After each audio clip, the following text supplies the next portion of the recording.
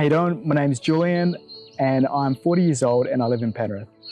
I've got a condition called Hereditary Spastic Paraplegia and it affects my upper and lower body, so I get around in a power wheelchair.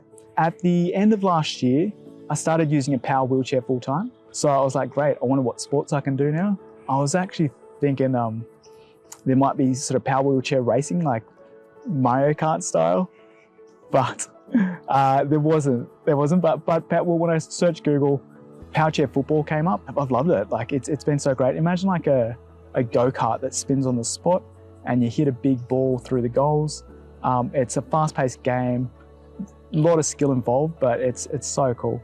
And I think the best thing about it is just being in a team with other people with disabilities and being part of a community again that is competitive, and sport has always been a part of my life. So I've really enjoyed that. One of my greatest achievements so far is when I had a light installation at Vivid Sydney last year. It was an awesome opportunity just to prove to myself that I could do something great, especially being this disabled. I just hadn't really felt that I hadn't achieved much. So when I did that, it felt really good.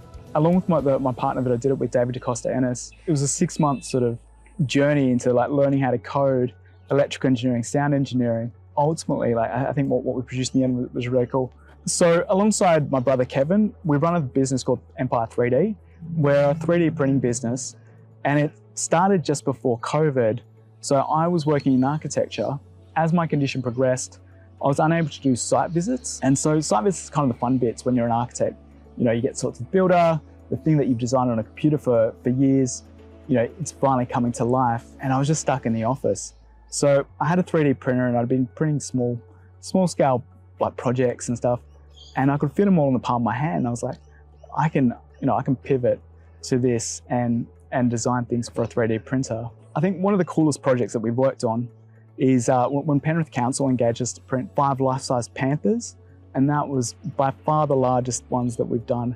I think as long as you're passionate about something, if you find what you're passionate about, everyone has the ability to do something great. Yeah, just find that your thing that you love and just go after it and advocate for it.